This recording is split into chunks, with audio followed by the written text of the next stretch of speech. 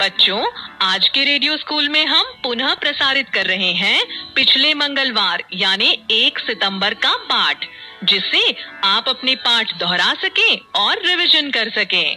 आपको बता दें कि प्यारे बच्चों, आप सभी को मेरा नमस्कार। लो, हम फिर आ गए हैं आपसे मिलने और ढेरों बातें करने।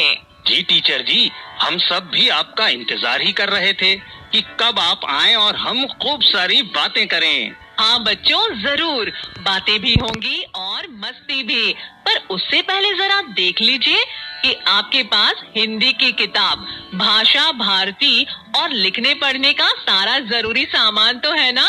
जी टीचर जी, हमारे पास सारा जरूरी सामान है और ये रही किताब, कॉपी, पेंसिल और रंग भी। अरे वाह बच्चों!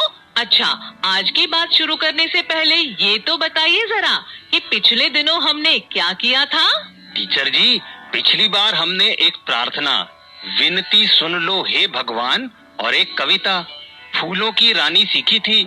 और टीचर जी, हमने तितलियों और फूलों के बारे में खूब सारी बातें भी की थी। शाबाश बच्चों, आपको तो याद है। तो चलिए फिर आज की बातचीत शुरू करते हैं। आज मैं आपको किताब से एक कहानी भी सुनाऊंगी और उस पर हम ढेरों बातें भी करेंगे।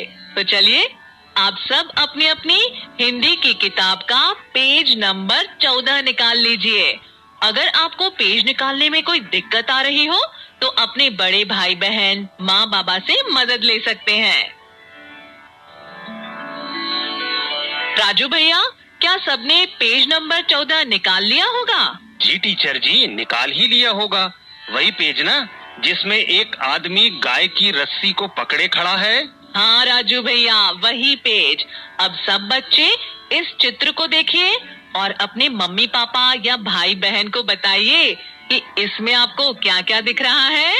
टीचर जी, चित्र में एक आदमी गाय को पकड़े खड़ा है और साधु बाबा के कंधे पर एक छोटा सा गाय का बछड़ा है। बच्चों, आपने भी बताया ना अपने मम्मी पापा को, जैसे राजू भैया ने मुझे बताया। अच्छा, और क्या क्या दिख रहा है चित्र में? टीचर जी, चित्र में चांद और तारे भी दिख रहे हैं। हाँ राजू भैया, बिल्कुल ठीक कहा आपने। अच्छा, इसके अलावा और भी कुछ दिख रहा है चित्र में? जी टीचर जी, इसके अलावा घर और कुछ पेड़ भी दिख रहे हैं। शाबाश राजू भैया, आपने तो चित्र की सारी चीजें बता दी हैं। अच्छा बच्चों, क्या ये बता सकते हो आप कि ये चित्र किस समय का है? टीचर जी, ये चित्र रात के समय का है। राजू भैया, आपको क्यों लग रहा है कि ये रात के समय का चित्र है? टीचर जी देखिए ना, आसमान में चांद और तारे दिख रहे हैं और तारे दिन में तो नहीं दिखते। बिल्कुल ठीक पहचाना आपने राजू भैया। क्या सब बच्चों को भी यही लग रहा है कि ये चित्र रात का है? बहुत बढ़िया।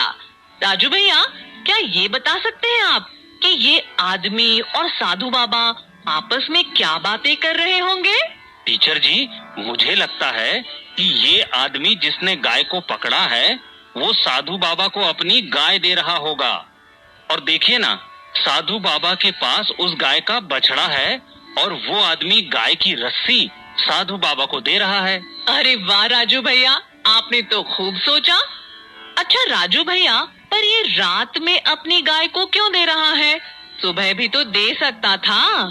टीचर जी, अगर सुबह देने जाता तो हो सकता है इस आदमी के बच्चे गाय को देने ही नहीं देते, इसीलिए तो रात में दे रहा है। अरे वाह राजू भैया, लगता है आपको तो सब पता है।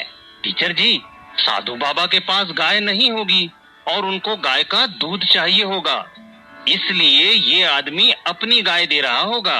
अरे वाह राजू भैया, अच्छा फिर ये बताइए कि वो आदमी अपने लिए कैसे गाय का दूध लेगा? टीचर जी, उसके पास एक और गाय भी होगी। बहुत बढ़िया राजू भैया।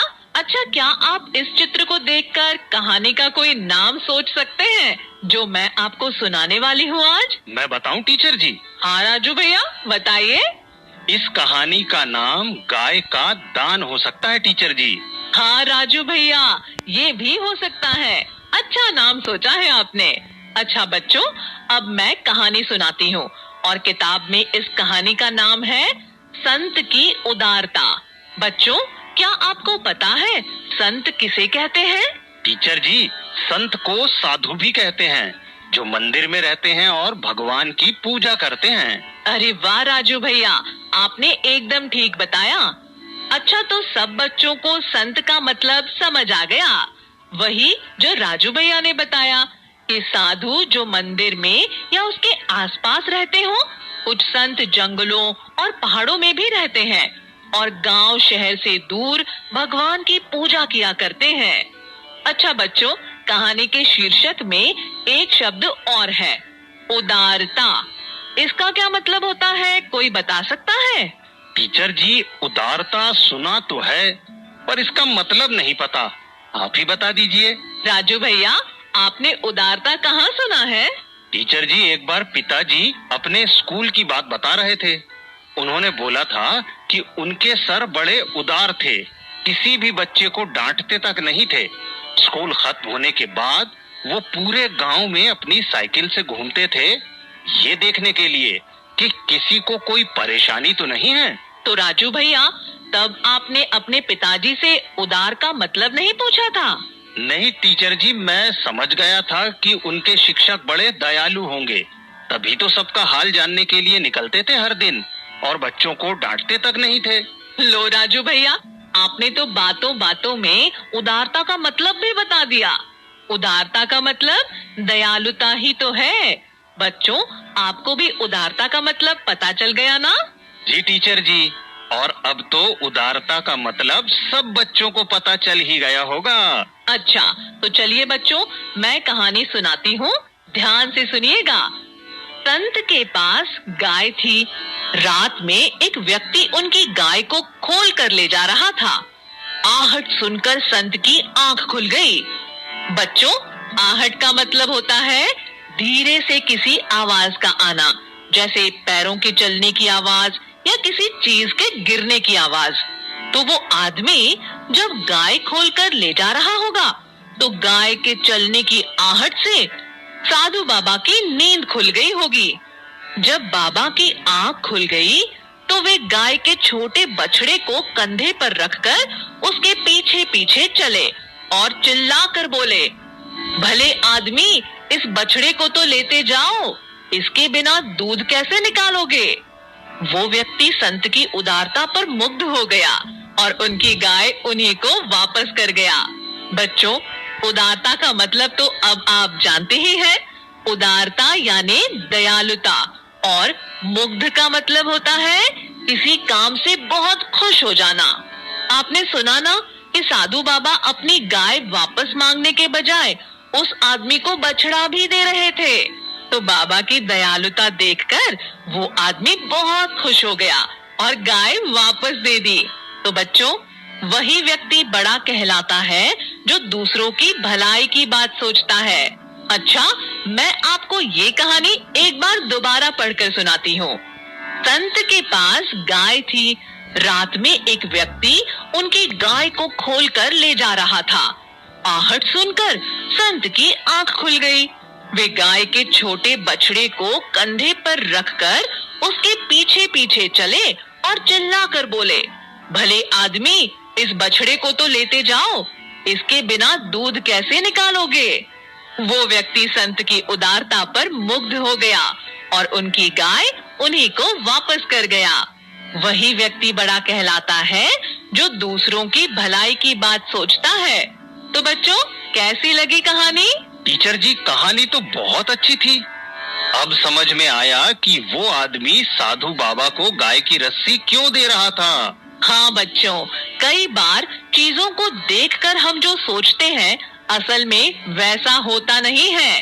इसलिए हमें कभी भी चीज को सिर्फ एक बार देखकर उसके बारे में अपनी सोच नहीं बनानी चाहिए, बल्कि उसके बारे में कई तरह से सोचना चाहिए। जी टीचर जी, हमने पहले जैसा देखा या सुना होता है, वैसा ही चीजों को देखकर उसके बारे में सोचने लगते हैं। पर आपने बहुत अच्छी बात बताई कि हमें और भी अलग अलग तरह से चीजों के बारे में सोचना चाहिए। बिल्कुल ठीक कहा आपने राजू भैया। अच्छा बच्चों, तो फिर मैं अब इस कहानी से जुड़े कुछ सवाल पूछती हूँ। आप लोग जवाब दीजिएगा। आप अपने उत्तर अपने मम्मी पापा को बताइएगा। अच्छा बताइए, उदार कौन था, वो आदमी या संत? टीचर जी, संत, क्योंकि उन्होंने ही उस आदमी पर दया करके उसे बछड़ा देने की बात कही थी। एकदम ठीक बताया आपने राजू भैया। अच्छा, संत की नींद कैसे खुली? जी, आपने बताया था ना कि आहट सुनकर संत की नींद खुल गई। शाबाश राजू भैया। अच्छा बच्चों, संत ने ये क्यों कहा कि बछड़े के बिना दूध कैसे निकालोगे? दूध तो गाय देती है और वो आदमी गाय ही तो ले जा रहा था। टीचर जी, जब तक पहले बछड़ा गाय का थोड़ा सा दूध नहीं पी लेता है, तब तक गाय दूध देती ही नहीं है। दूध लगाने से पहले बछड़े को छोड़ना पड़ता है। जब बछड़ा थोड़ी देर दूध पी लेता है, तब गाय आराम से दूध दे देती है। शाबाश बच्चों, आप सबको तो खूब जानकारी है गाय के बारे में। अच्छा ये बताइए कि अगर संत की नींद नहीं खुलती और वो आदमी गाय को ले जाता तो कहानी में आगे क्या होता? इसका जवाब आप आराम से सोचकर बताइएगा और जब आपके सर या टीचर से आप मिले तो उन्हें ये कहानी जरूर बताइएगा। जी टीचर जी, हम सब अपने सर या टीचर जी को जरूर बताएंगे। अच्छा बच्चों, आप लोग अपने मम्मी पापा से ऐसे ही कुछ कहानियाँ और सुनना। आपके घर में या मोहल्ले में कोई गाय हो तो उसका चित्र भी बनाना। अच्छा बच्चों, जाने से पहले हम सब मिलकर एक कविता पढ़ते हैं। ये कविता लिखी है हमारे साथी सुबीर शुक्ला जी ने और ये कविता भी एक गाय के बारे में है जिसे बड़ी जोरों की प्यास लगी थी। देखें फिर उसने प्यास बुझाने के लिए क्या किया। कहीं पे खाली एक गाय ने तीखी तीखी घास, मत पूछो ये मुझसे कैसी लगी थी उसको प्यास। 2 घूंट में पिया उसने कुआं भर के पानी, लेकिन देखो बात अजीब, प्यास अभी न मानी। कुआं छोड़ के भागी गाय, नदी में मुंह डाला। 3 घूंट में देखो उसने तट खाली कर डाला। नदी छोड़ के निकली थी वो दूर समुंदर पार। 1 घूंट तो ले चुकी है, अभी बचे हैं 4। अच्छा बच्चों, अब चलने का समय हो गया है। हम फिर मिलेंगे और ऐसे ही आपसे बहुत सारी बातें करेंगे। तब तक आप अपने घर पर स्वस्थ रहें, सुरक्षित रहें। अब हम इस कक्षा को यही समाप्त करते हैं।